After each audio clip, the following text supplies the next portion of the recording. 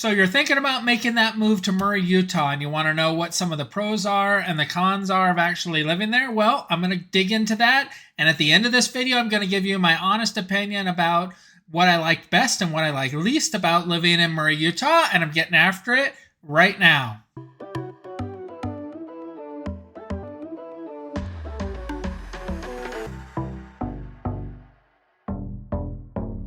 Welcome back, everybody. I'm Greg Spackman. I'm with the Living in Salt Lake City channel. So if you want to learn everything about what it's like to live here, eat here, sleep here, play here, then click the subscribe button and the little bell to be notified every time I do new videos. I do 2 videos a week, and this video is going to be amazing. I'm going to give you the pros and the cons of living in Murray, Utah. So if that's you, please give me a call, shoot me a text, send me an email. I'd love to talk to you about moving here to the Murray, Utah area.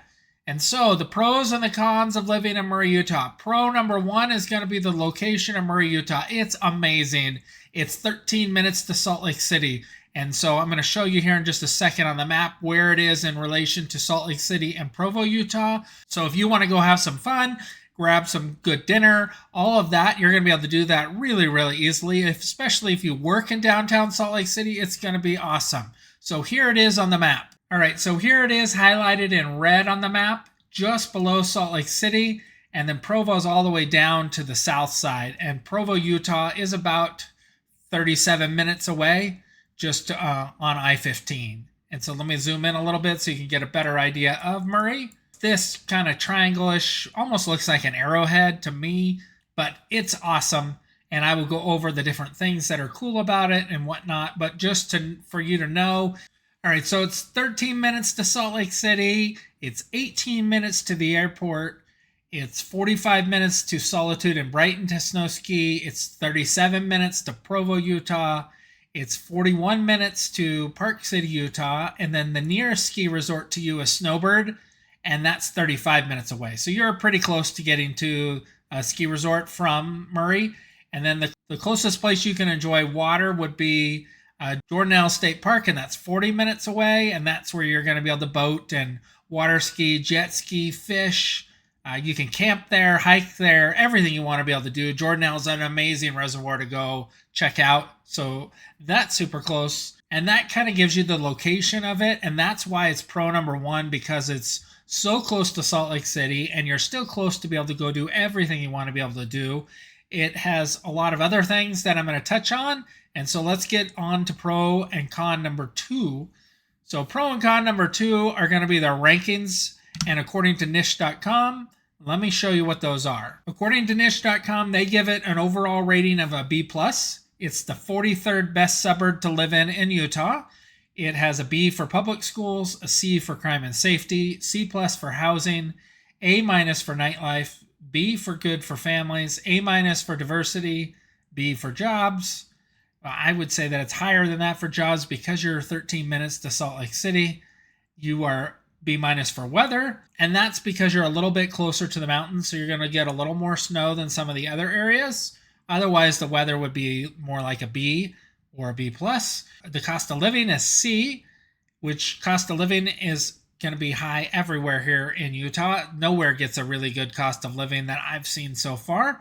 A+ for health and fitness, I would agree with that. A for outdoors, and then A- for commute.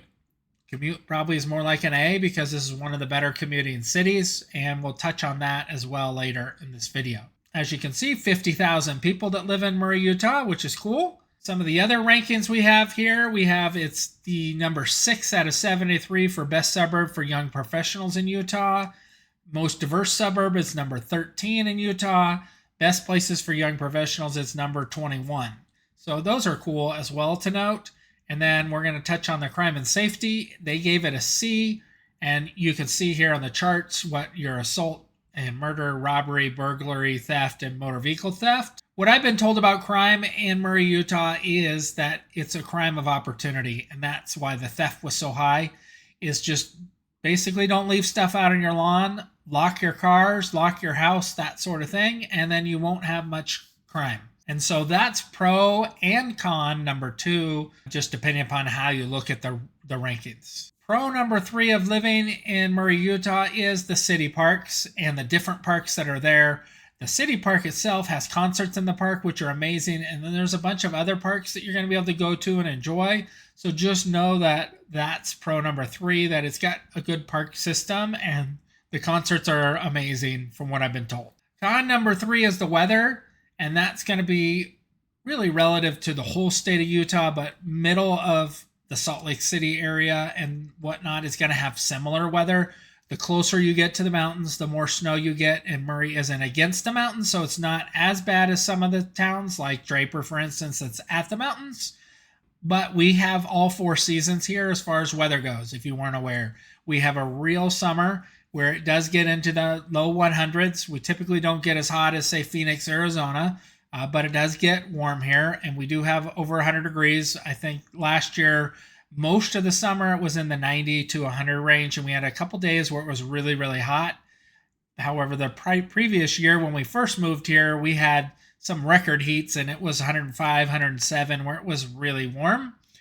Didn't seem much difference to me over the temperature wise, because once it gets about 95 or so, it's hot.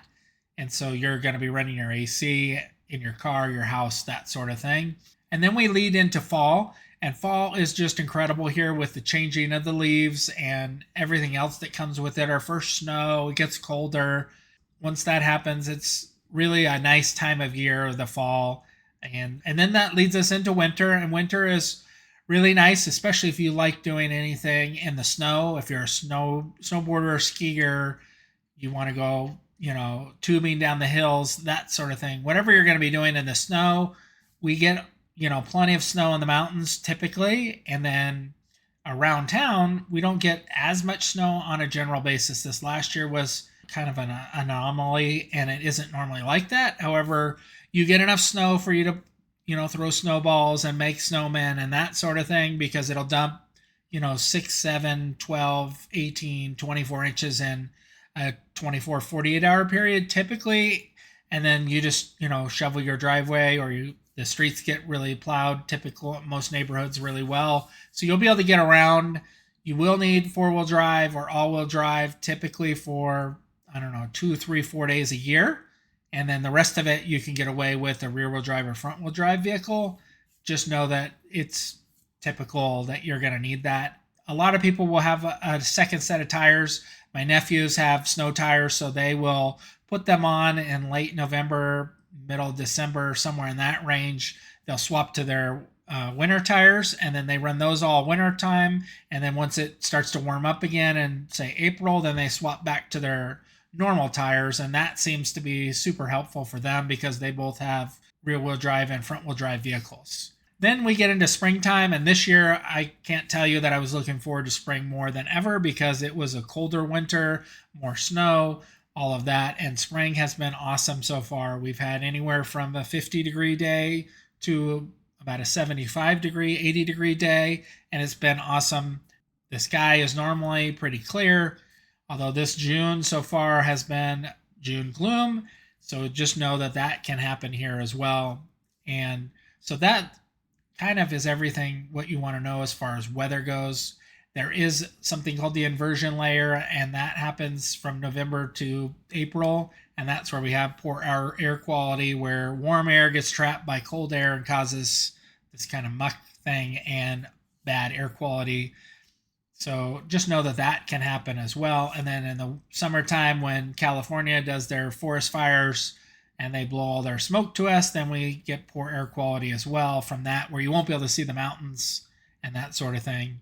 And right now the mountains are super cool because they still have snow on them, but they're melting, so they are almost changing like weekly as far as what they look like. That's kind of con number 3, the weather. And really you could be a pro if you want the snow and you want all the weather that it has to offer. So it's really could be both, I guess. Pro number 4 is the reason that I live in Salt Lake City, is the outdoors and everything that you're going to be able to do from the outdoors. You are 10 minutes in Murray to 3 different canyons. They have something called the Willow Pond that I've been there and fished, and they typically stock it with trout, and then they'll stock it with catfish. But that's an amazing place to fish. And then it also has a park there, so there's a bunch of stuff you can do there. You have the Murray Parkway Golf Course, so if you're a golfer, and then they also have the Mick Riley Golf Course. So there's 2 golf courses in Murray for you to enjoy. And then I just found out about this, and I haven't been to it yet, but there's a place called the Wheeler Historic Farm. My nephew mentioned when I told him that I was doing this video on Murray, and he said, hey, you're going to need to take the kids and go to the Wheeler Historic Farm. And he typically goes in October when they do the pumpkin patches, and then they have this cool corn maze and that you can take your kids through and, just enjoy and that sort of thing. And just, he said it's cool that you're going to be able to see a bunch of different animals and that sort of thing throughout the year. So I'm going to do that this summer with Chase and Nathan, and we'll go see how that's all. And maybe I'll actually shoot a video or fly my drone over it so you can get a better idea of what that actually looks like. But the other outdoor stuff, you can mountain bike, you can camp, you can fish, you can hunt, pretty much anything you want to do in the outdoors, you can do in Utah. And that's why we're here. And I didn't even mention that you can go 4-wheel driving, and I take my Jeep out and go to American Fork Canyon, Little Moab, and then 5 Mile Pass. And then we typically go to Moab once a year to the Easter Jeep Safari, and that's in April. So if you are anything to do with outdoors, you're going to absolutely love living here in Utah. And then Murray itself is going to give you, since you're so close to those canyons, you're going to easily be able to go to work during the day, then come home, grab a quick bite to eat, and then hit the trail and do a nice, 2-3 mile hike easily. And it's still going to be light out when you're done because it doesn't get dark here until 10 p.m.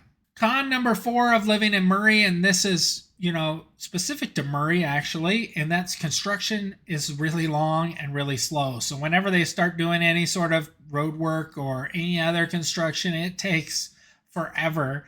And I have no idea why it takes so long, but that's what people have told me that live in Murray, and stuff I've read online is just that construction is long and slow. And some of that can be due to the fact that, once it starts to get cold and snowy and rainy, then they can't do construction for 3, 4, 5 months of the year. And depending upon the year, it could be longer or shorter. So that may lead into why some of the people feel it takes so long because of that. But just know that construction, when you see it, it's going to take longer or feel like it's taking longer than it really should.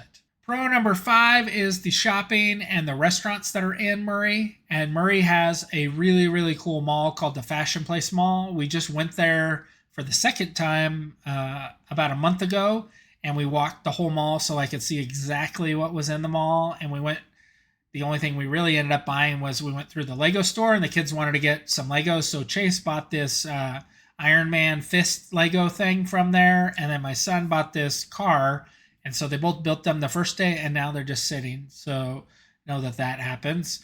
And then there's a bunch of other cool stores that are in that mall. So it's definitely, there's an Apple store in there, and that's where I bought Chase's phone for last Christmas.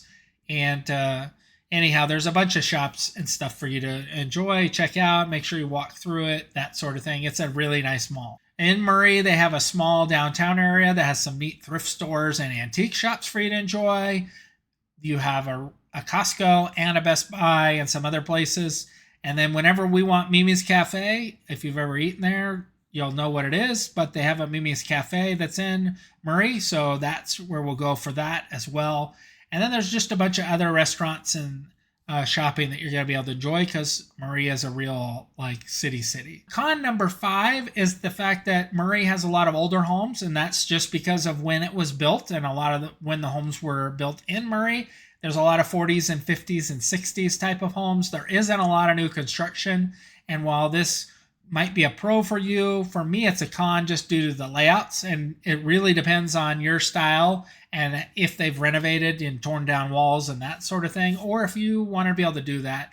It just really depends on what you like for your layout and how that goes. But for me, that made it a con because they're older homes, and then they have potentially more maintenance, and you got to deal with, does it have lead-based paint and does it have lead pipes and some of that stuff. So when you're talking to me, we will go over all that. If you're moving to Murray and you're wanting one of the older homes, we'll make sure that when they do the home inspection and all of that, that they actually test for some of that stuff, and we can ask ahead of time and all of that. We want to make sure that you are well informed.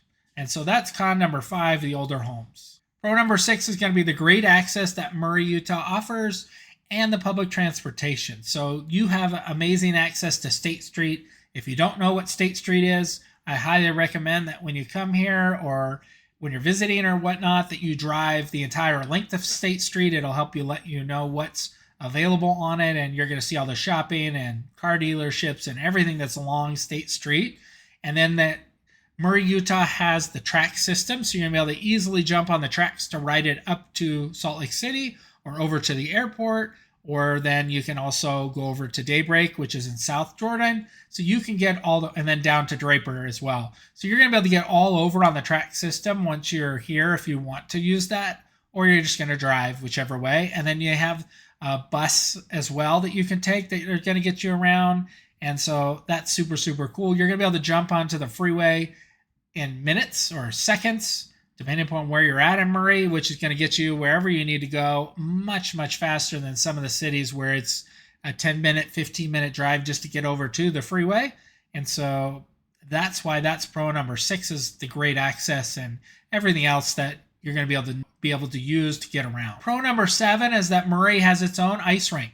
So if you are an ice hockey player like myself, or you want to ice skate or take your kids, or you just want to go and have some fun on the ice, they have public skating there. They have hockey for adults, hockey for kids, all of that in Murray, Utah. So you have that access, and that's why that's pro number 7 for me, is that it has its own ice rink. A lot of cities don't. I wish we had our own where I live. And I told you at the beginning of this video that I would recap about why I love and hate living in Murray, Utah. So what I like best about living in Murray, Utah is where it's located and how close you are to downtown and close to the freeways and your tracks access, and then close to your canyons and all of that. So that's what I like best, just the location of it. What I dislike most about living in Murray, Utah would just be the homes. I really like the newer style homes.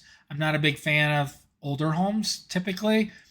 I don't like the layouts. I want a big open floor plan. I want a big island, with a area to sit at for your kitchen off to the side, and then a nice family room that's tied to it, kind of like a great room, so that while I'm cooking or my wife's cooking dinner, everybody could be in watching hockey on the TV, and we're all in the same room, and then we can have a bunch of people over to gather, and they're all kind of hanging out in the same room. So that's what it doesn't have a ton of, although we can find you that.